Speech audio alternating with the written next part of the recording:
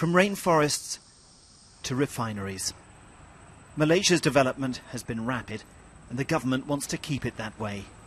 But at what cost?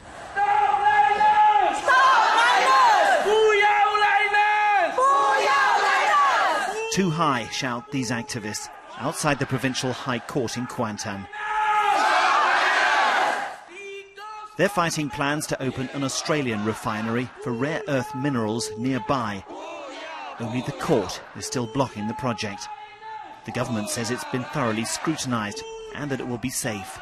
The government has not done anything until we stage a protest. Then the government did something. They invited International Atomic Energy Agency to come to hold a hearing. That's all. Before that, none was done. So you don't trust the government? We don't trust the government.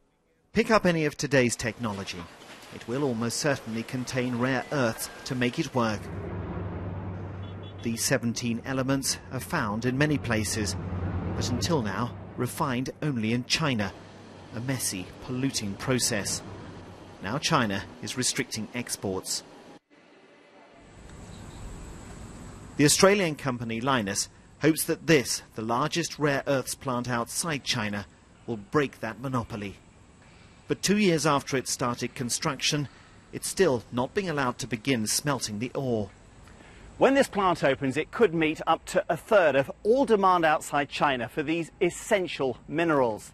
The company says it's passed every test and answered every environmental question put to it, and it's been making that case now for 2 years, and yet it's gained very little traction with a local population that simply doesn't trust the company or the Malaysian authorities that are supposed to regulate it.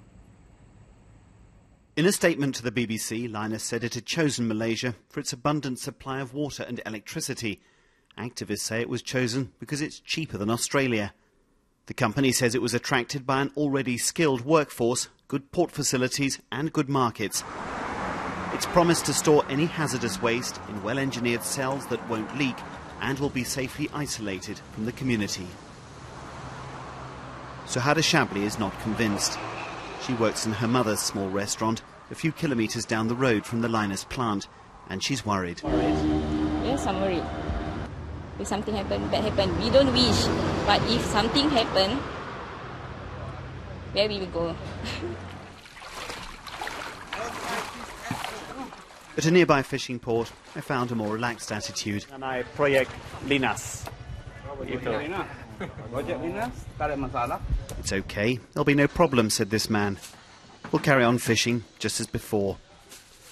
The embattled Australian company can only wish that more Malaysians shared his view.